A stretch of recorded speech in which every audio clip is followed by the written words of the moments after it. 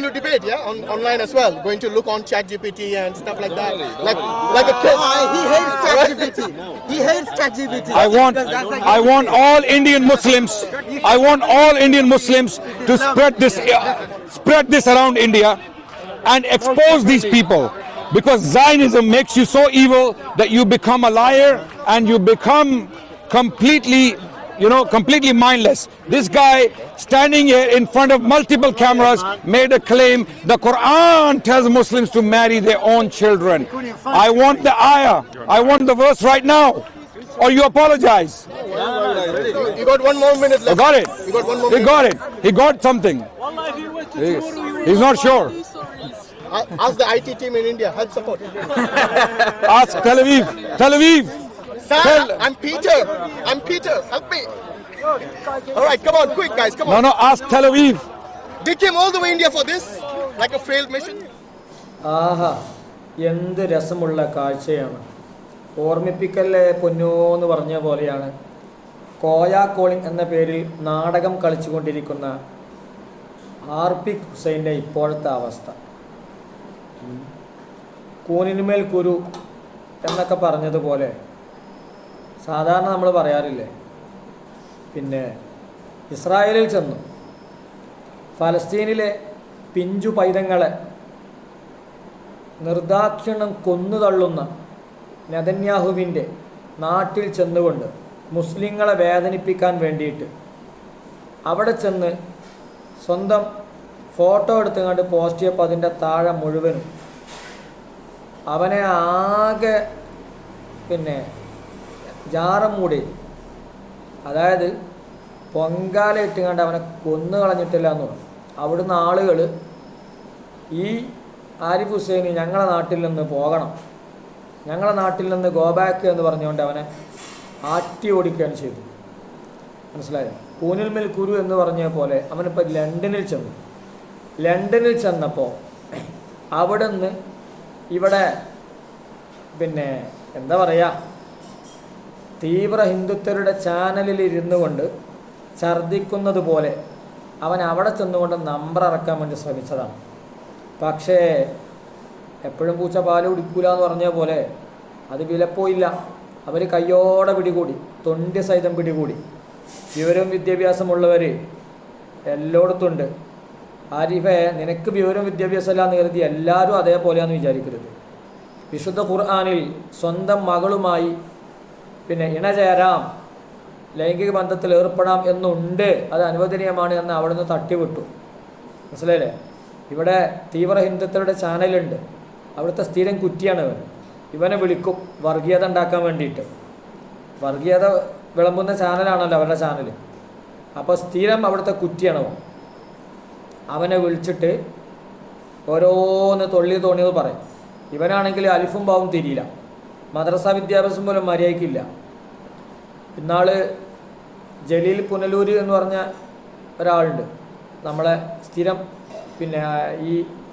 ഈ പറഞ്ഞ ചാനലിലേക്ക് ഒരു മുസ്ലിം പ്രതിനിധിയായിട്ട് പോകുന്ന ആളാണ്. അദ്ദേഹം ചോദിച്ചു, ഇവനെപ്പോഴും വിശുദ്ധ ഖുർആനിലെ ഒരു ആയത്തെടുത്തുകൊണ്ട് അവിടെ മുസ്ലിങ്ങളെ കൊല്ലാൻ പറഞ്ഞിരിക്കണല്ലോ, മുസ്ലിങ്ങൾ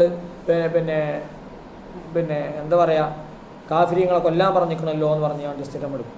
അതിൻ്റെ അർത്ഥം അതല്ല, യുദ്ധരംഗത്ത് ഇറങ്ങിയതാണ്, യുദ്ധത്തിൻ്റെ പശ്ചാത്തലവുമായി ബന്ധപ്പെട്ടതാണ്. തഫ്സീറെടുത്ത് നോക്കിയാൽ കാണുന്നു, വിവരവും വിദ്യാഭ്യാസമുള്ള ആളുകൾ മുഴുവൻ ഇവനോട് പറഞ്ഞാലും അംഗീകരിക്കില്ല. ഇവൻ വെച്ച അർത്ഥം തന്നെ കിട്ടണം. കാരണം എന്താ വെച്ചാൽ ഓന് മർക്കട മുഷ്ടിയാണ്. എത്ര മറുപടി പറഞ്ഞാലും സാധാരണക്കാരായ ഹിന്ദുക്കളെ പോലും തെറ്റിദ്ധരിപ്പിച്ചുകൊണ്ട് വർഗീയത ഉണ്ടാക്കുക, മതവിദ്വേഷം ഉണ്ടാക്കുക, നല്ല രീതിയിൽ ജീവിച്ചു പോകുന്ന മുസ്ലിങ്ങളെയും ഹിന്ദുക്കളെയും ക്രിസ്ത്യാനികളെയും തമ്മിലടുപ്പിച്ച് ചോര കുടിക്കുക, ഇതാണ് ഇവൻ്റെ സ്ഥിരം പരിപാടി. മുട്ടനാടിൻ്റെ ഒരു സ്വഭാവം. രണ്ട് മുട്ടനാടിൻ്റെ ഇടയിൽ തമ്മിൽ തല്ലിച്ചങ്ങാട്ടി ചോര കുടിക്കുന്ന ചെന്നായയുടെ സ്വഭാവം, അതാണ് ഇവനുള്ളത്.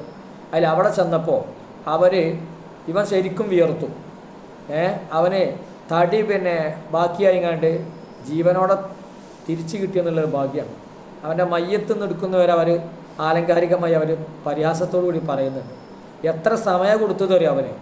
ഇങ്ങോട്ട് ഒരിക്കലും അങ്ങനെ ഒരു ആയത്ത് കൊണ്ടുവരാൻ പറ്റില്ല. ChatGPT വരെ അവൻ നോക്കി, പഠിച്ച പണി 18 നോക്കി, കഴിഞ്ഞില്ല, അവർ വിട്ടില്ല.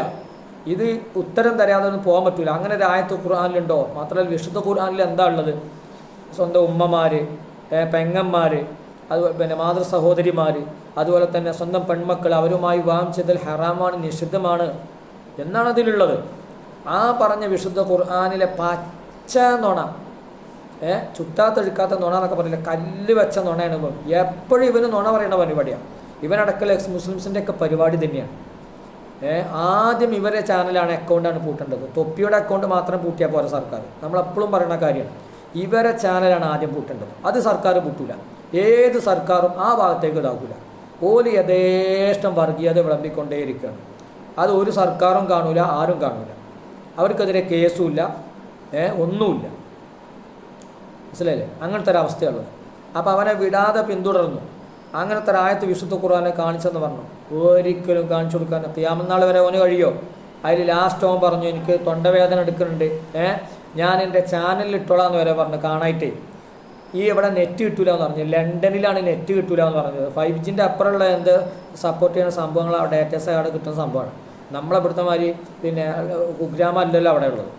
എല്ലാ പുതിയ സംവിധാനങ്ങളും അവിടെയുണ്ട്. എന്നിട്ട് അവിടെ അവൻ നെറ്റ് കിട്ടൂല എന്ന് പറഞ്ഞു. ഇപ്പോൾ നെറ്റ് കിട്ടുന്ന ഫോൺ അവന് കൊടുക്കേണ്ട അവരൊക്കെ. ആ വീഡിയോയിൽ നമുക്ക് വ്യക്തമായി കാണാൻ പറ്റും. അപ്പോൾ അവന് അത് വാങ്ങണില്ല. കാരണം വാങ്ങിക്കഴിഞ്ഞാൽ കല്ലുപൊളിയില്ലേ. എന്നിട്ട് അവൻ പറയാണ്, ഞാൻ എൻ്റെ ചാനലിൽ ഇട്ടോളാം. ചാനലിൽ റേഡിയോ പോലല്ലേ, അങ്ങോട്ടൊന്നും ചോദിച്ചാലും പറയാൻ പറ്റില്ലല്ലോ. ഓൻ അങ്ങനെ പറയല്ലേ. ഇതാണ് പരിപാടി.